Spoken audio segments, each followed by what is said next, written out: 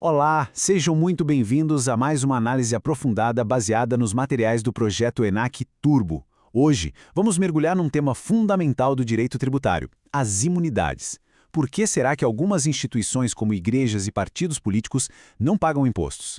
A resposta, olha, não é um favor, mas sim um direito fundamental cravado na nossa Constituição. E para nos guiar nessa jornada, estamos com o Caderno 3, elaborado pelo professor Dr. Marcelo Lessa. É um material de altíssimo nível, pensado para uma preparação realmente estratégica. Então, para começar, vamos lançar uma pergunta que parece simples, mas é a base de tudo. O poder que o Estado tem de cobrar impostos é absoluto? Ele pode sair tributando tudo e todos sem nenhum limite? E a resposta é um sonoro não. A nossa própria Constituição Federal age como um freio, criando o que a gente pode chamar de zonas livres de impostos. São áreas onde o poder de tributar simplesmente não entra. Ok, então antes de focar na imunidade, é crucial entender o cenário completo. Existem três grandes institutos que impedem a cobrança de um tributo. São eles: a imunidade, a isenção e a não incidência. Exato. E a diferença entre eles é o ponto-chave. A imunidade é a mais forte de todas, porque ela vem direto da Constituição. Já a isenção nasce de uma lei comum, uma lei infraconstitucional, ou seja, o mesmo legislador que deu a isenção pode retirá-la. E a não incidência é o mais simples. O fato gerador simplesmente não aconteceu, a situação não se encaixa na lei tributária. Pois é, e dentre esses três, a imunidade realmente se destaca. Ela não é um benefício fiscal, é muito mais que isso. É o escudo mais poderoso que existe contra a tributação. A melhor forma de pensar é a seguinte: a imunidade é uma ordem direta da Constituição que diz ao Estado, nesta área aqui, você é incompetente para cobrar impostos. Não é um perdão da dívida, é a proibição de sequer criar o imposto para aquela situação. E a importância é tão grande, mas tão grande, que o STF as considera cláusulas pétreas. Como o professor Lessa sempre ressalta, elas não podem ser abolidas nem por emenda constitucional porque protegem valores essenciais da nossa sociedade, como a liberdade e o próprio Pacto Federativo. Agora sim, vamos mergulhar nas 4 grandes imunidades previstas lá no artigo 150, inciso 6º da Constituição. Elas são verdadeiros santuários protegidos contra a tributação. A primeira, e talvez a base do nosso federalismo, é a imunidade recíproca. De forma bem simples, ela impede que a União, os estados, o Distrito Federal e os municípios cobrem impostos uns dos outros. A ideia é garantir o equilíbrio e a autonomia entre eles. E aqui já temos uma clássica pegadinha de prova que a FGV adora. E as empresas públicas e sociedades de economia mista?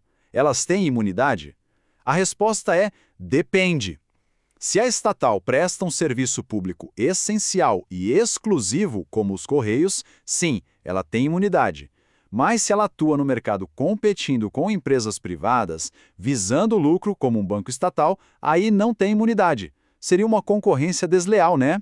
Seguindo, temos a imunidade religiosa, ou como a Constituição chama, imunidade dos templos de qualquer culto. Ela protege a liberdade religiosa, impedindo que o Estado use os impostos para embaraçar o funcionamento das igrejas. E atenção, o STF entende que essa proteção vai além do prédio do templo. Ela alcança, por exemplo, o estacionamento, a casa do líder religioso e até um imóvel alugado desde que a renda seja usada na atividade fim da instituição. E aqui vem outra pegadinha clássica. O Supremo já decidiu que a maçonaria, embora seja uma instituição filosófica e filantrópica, não se enquadra no conceito de templo de qualquer culto. Portanto, as lojas maçônicas não gozam da imunidade religiosa. Esse é um ponto que sempre aparece em provas. A terceira grande imunidade é chamada condicionada. Ela protege partidos políticos, sindicatos de trabalhadores e as instituições de educação e assistência social sem fins lucrativos. Mas o nome já diz tudo. Ela depende do cumprimento de certas condições, como não distribuir lucro e aplicar todos os recursos no país em suas finalidades essenciais. E mais um detalhe crucial para a prova. A Constituição fala em sindicatos dos trabalhadores. A jurisprudência interpreta isso de forma literal, ou seja, a imunidade não se aplica aos sindicatos patronais, aqueles que representam as empresas e os empregadores. Foco total nesse ponto. Por fim, a quarta imunidade, também chamada de imunidade cultural ou de imprensa. Ela proíbe a cobrança de impostos sobre livros, jornais, periódicos e o papel destinado à sua impressão. O objetivo aqui é nobre, é baratear o custo da informação, da cultura e, claro, proteger a liberdade de expressão e de imprensa. Exatamente. Só que o mundo evolui, a tecnologia avança e o direito precisa acompanhar. O STF, então, teve que reinterpretar e modernizar o alcance dessas imunidades. Vamos ver duas decisões, duas súmulas vinculantes, que são absolutamente essenciais. A primeira é sobre a imunidade cultural. O Supremo entendeu que o objetivo da norma não é proteger o papel em si, mas sim o conteúdo, a informação. Por isso, editou a súmula vinculante 57, estendendo a imunidade aos livros eletrônicos, os famosos e-books, e também aos leitores digitais como o Kindle, quando tem essa função exclusiva. Uma interpretação moderna e muito inteligente. A outra decisão, materializada na súmula vinculante 52, é igualmente importante. Ela diz que o imóvel de uma entidade imune, como uma igreja ou uma ONG, continua imune de IPTU, mesmo que esteja alugado para outra pessoa. A condição, claro, é que o dinheiro desse aluguel seja totalmente revertido para as atividades essenciais da entidade. O que importa, no final das contas, é o destino do recurso.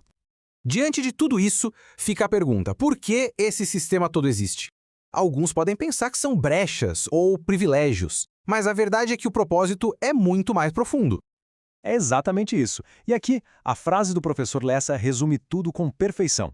Imunidades não são privilégios odiosos, mas garantias de liberdade religiosa, política, cultural e federativa. Elas são, na verdade, os pilares que sustentam a nossa democracia e as nossas liberdades fundamentais. Isso nos deixa com uma reflexão final. No mundo complexo em que vivemos hoje, qual dessas áreas protegidas pela imunidade, a religiosa, a política, a cultural ou o equilíbrio federativo, é a mais essencial para ser defendida? O debate é profundo e necessário. Este estudo foi produzido a partir do conteúdo do projeto ENAC Turbo, sob a autoria e orientação do professor Dr. Marcelo Lessa. Se esse conteúdo ajudou, não esqueça de se inscrever no canal e ativar as notificações. Assim o sistema avisa assim que o próximo resumo for liberado. Até a próxima!